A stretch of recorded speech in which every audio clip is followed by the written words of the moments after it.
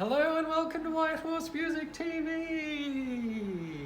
You got to see my bald head, lucky.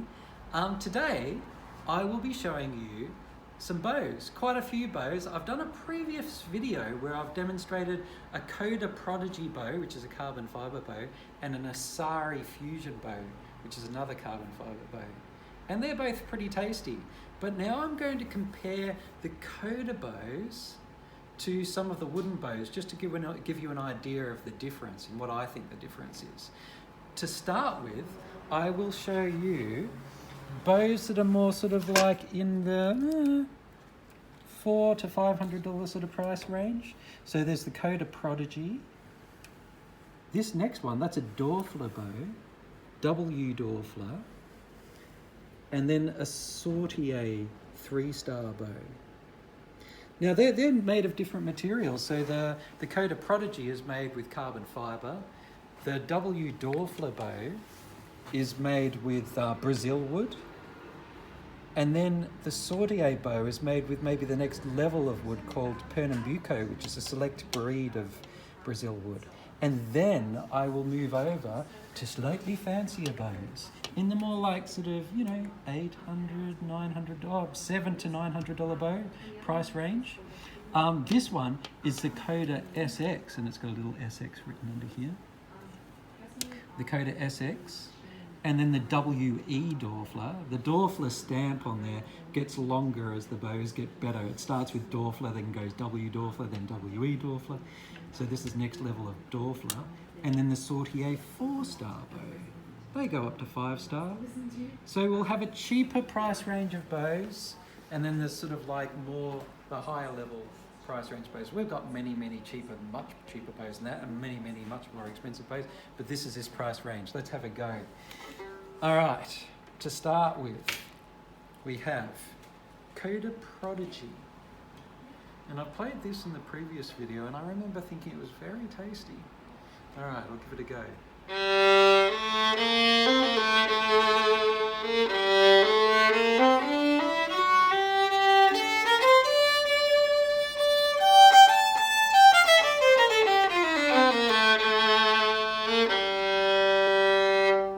Okay, it's really strong, and it feels like it grips to the string. That's what I love about the coda bows all the way throughout the range, even with this one, which is supposed to be their more student level bow. Really sticks to the string and is nice. I'll try Ricochet and Sautille.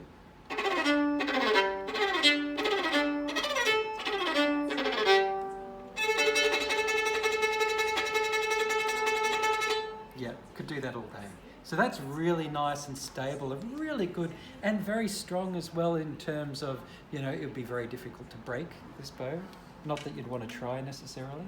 All right, next up we have the Dorfler. This is the w.dorfler, so sticking in this cheaper price range.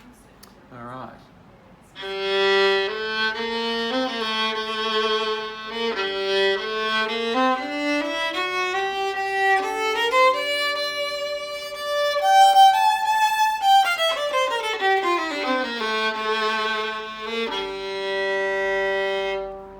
Okay, so I would say that is exactly the opposite to that Coda Prodigy bow as far as the strength goes.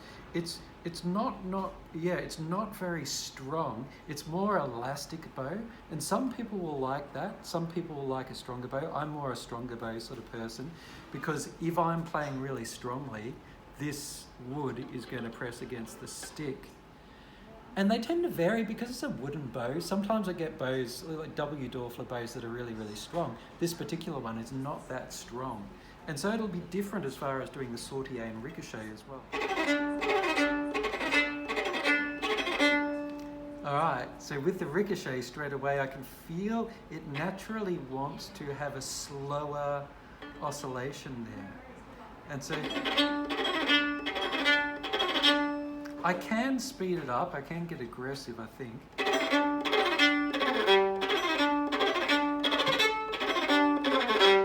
Yeah, I can do it, and it's maybe it's like training wheels for doing Ricochet, because it does it nice and slowly, where The Prodigy wouldn't really want to do that as much. Let's try the Sautille.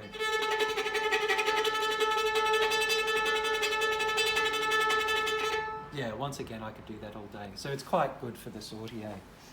All right, now let's try the Sautille. Well, this is called a Sautille bow. The Sautille 3-star bow. So this is the one that uses Pernambuco, which is really nice wood for bows. Let's give this one a try.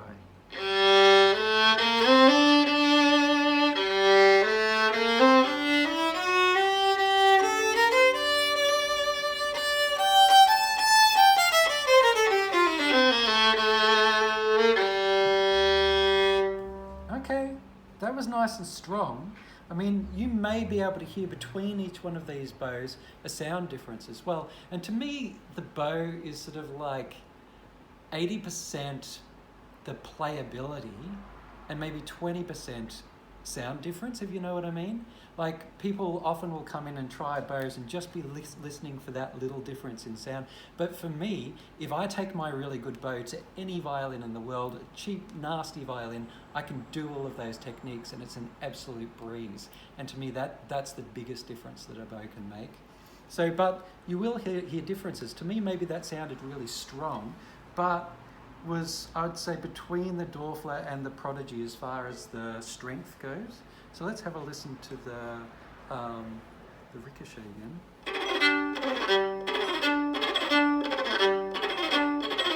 Yeah, it's happy doing that. And it would be between the two of them as far as the speed of oscillation of what it wants to do.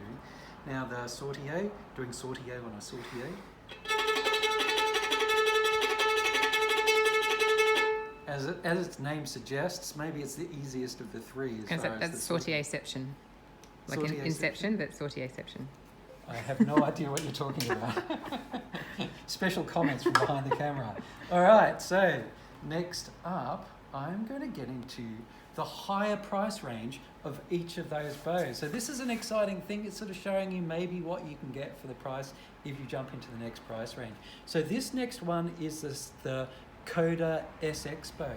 So the codas go Coda Prodigy, which is that one, and then Coda NX, N standing for nickel, and then Coda SX standing for silver, and then GX standing for gold. So this is SX, so it's 2 models up from the Student Prodigy bow. Let's give this one a try.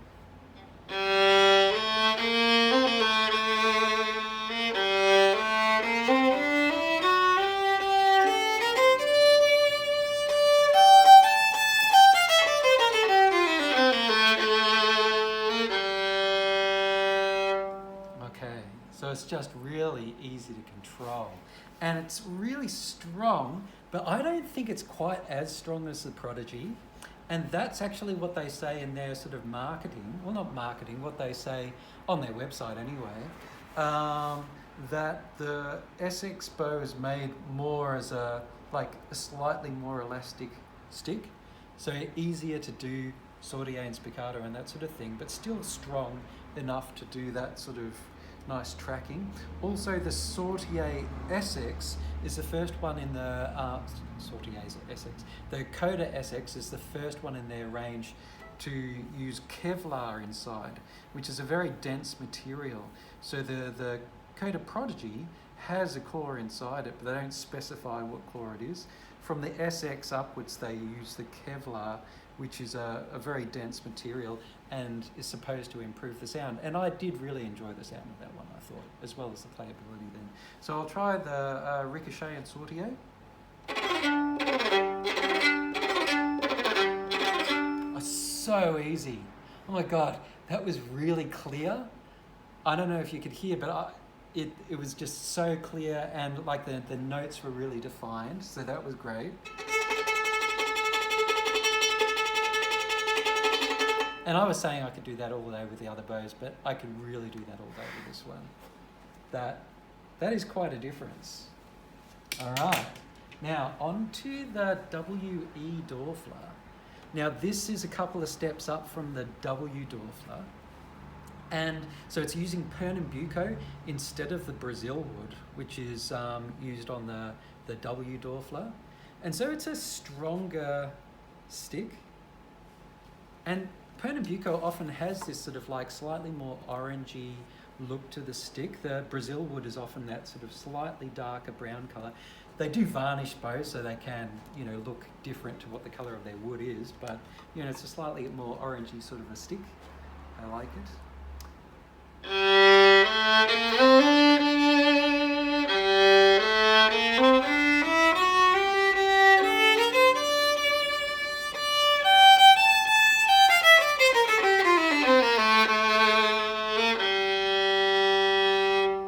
Okay, that was really easy to play, and I could definitely feel more give than in the SX bow, but this is sort of like within the Goldilocks zone for me.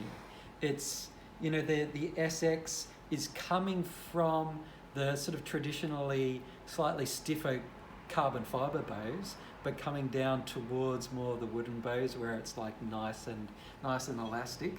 Where the wooden bows, often I'm like worried about them being too weak.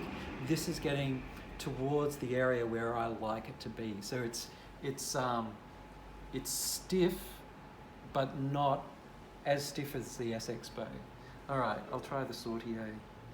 In fact, no, I'll try the ricochet first.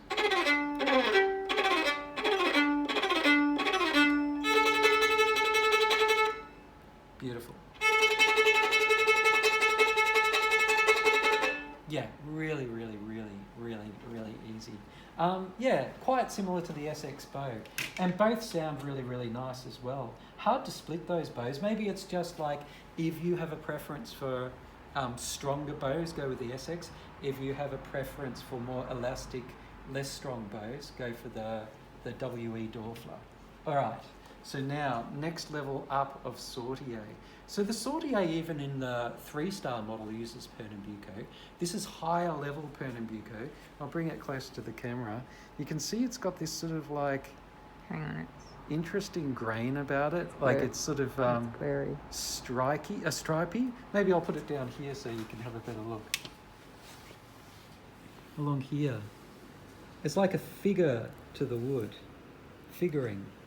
Which is sort of beautiful. And it the Sautille 4-star also has some interesting engraving down at the frog there. And that's the most important thing, isn't it? Surely. Gosh. All right, let's see how it plays. I'll wind it up.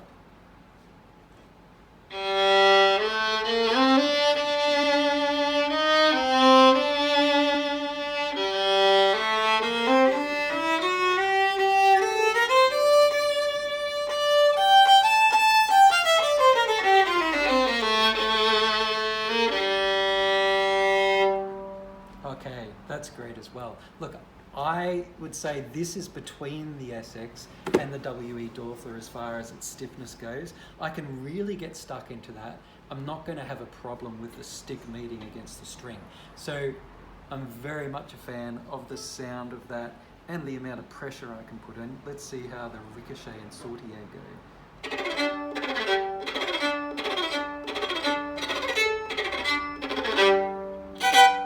Yeah, really easy. It even made me do that little chord at the end, so that was great. Okay, let's see how the Sautille goes.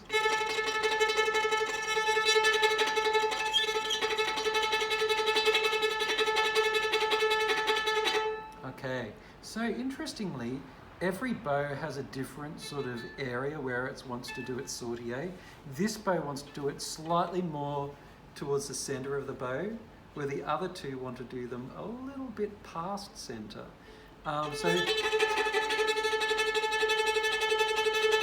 Yeah, once I've got it in the right place, it does Sautille really well. Really hard to separate those 3 bows, but I'd say, you know, you would separate them on probably the stiffness. Like the coda bow is stiffest, the Sautille bow is right in the middle, and the w.dorfler is the most elastic of those 3. All 3 of them definitely are improvements from their cheaper brothers. But as usual, I suggest buying all of them because then you definitely can't make a mistake. Thanks for watching.